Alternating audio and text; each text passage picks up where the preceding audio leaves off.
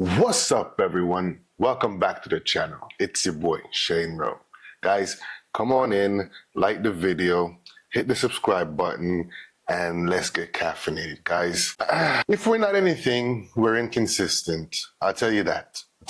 We get the points at Villa and we come here and we completely lose points at Nottingham Forest, which is like their first win against United in over 20 years. So we lost 2-1 at Forest, and before we even go into the team, it just feels like this team just can't get right. One week they play decently enough, the next week they play terribly.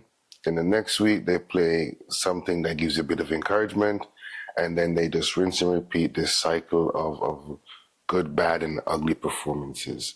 Now, as far as the team goes, Onana started in goal with Wan-Bissaka on the right side, Varane and Evans partnered in the center-back roles again, and the lad started on the left-hand side. Now, with the defense as it's been for the most part of this year, I don't think that neither of the goals are the defensive errors. When in the first half of the game was very dull, but it was kind of dull because you had Main and Eriksen somewhat protecting the back four. And as far as the midfield goes, it was Maino and Eriksen and Bruno Fernandes in the middle. But the minute we swapped out Maino for Scott McTominay, which I believe Maino might be injured now or something, the midfield became a wide open gap. When you look at the two goals that were scored against us, the first goal, you can see Scott McTominay just ball watching, not watching the runner coming in behind him.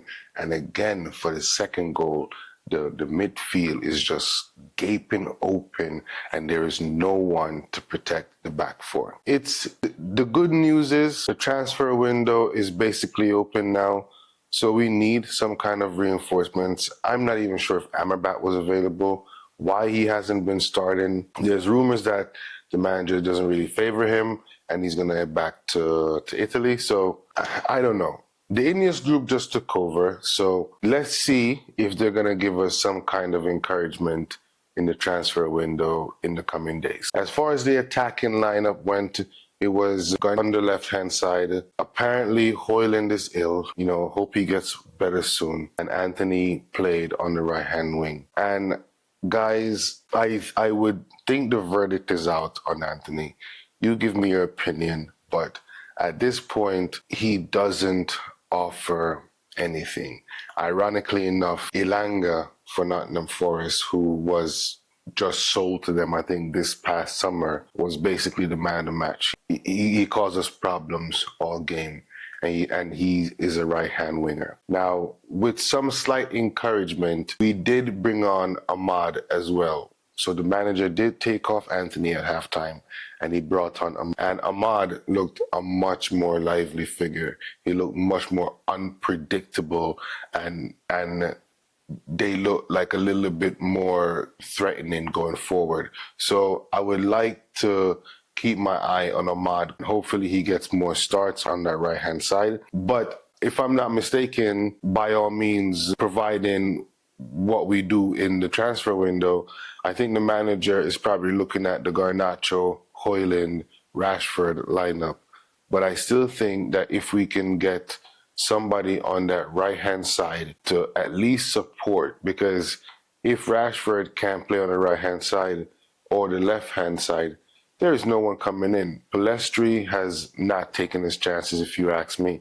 So I think he could be the one to give us some support on that side. And Rashford, he played up front, but there wasn't anything in this game. I don't even know where to start, man. But the truth is, for me, the problem in our team lies in the midfield area. We need to figure out this midfield area fast and in a hurry. There was no control. The control we had, there wasn't any penetration. The first, I think we finally had one shot on target somewhere down into the second half of the game.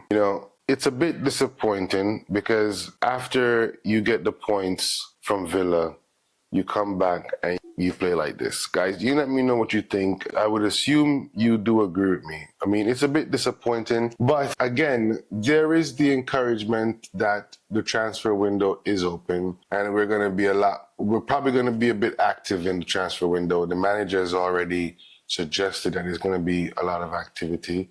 We need the backup because these guys are just not cut for it. They're not up for it. And again, especially in the midfield area, we need to see if we can get a right winger. We need to see if we can get a defensive midfielder and an attacking midfielder and a striker. We need at least 4 players to even have a chance at saving this season. So I don't know, guys. With that all being said, though, thank you for watching all the videos this year. I finally decided to start the channel to air my frustration, and I didn't realize it was going to be this therapeutic, because if I didn't have this little channel to air out, my brain would probably explode. But guys, we're going to be doing more in New Year's. So thank you for rocking with us. Have a happy New Year. Thank you for all the support, and thank you for watching and being there and suffering with me. Hopefully with the transfer window, with the New Year's comes new things and we can start getting it right. So guys, like the video, comment, and don't forget to subscribe. And if you've been rocking with your boy this long, I really do appreciate you. So see you in the New Year's. God bless you, and GGMU. Peace.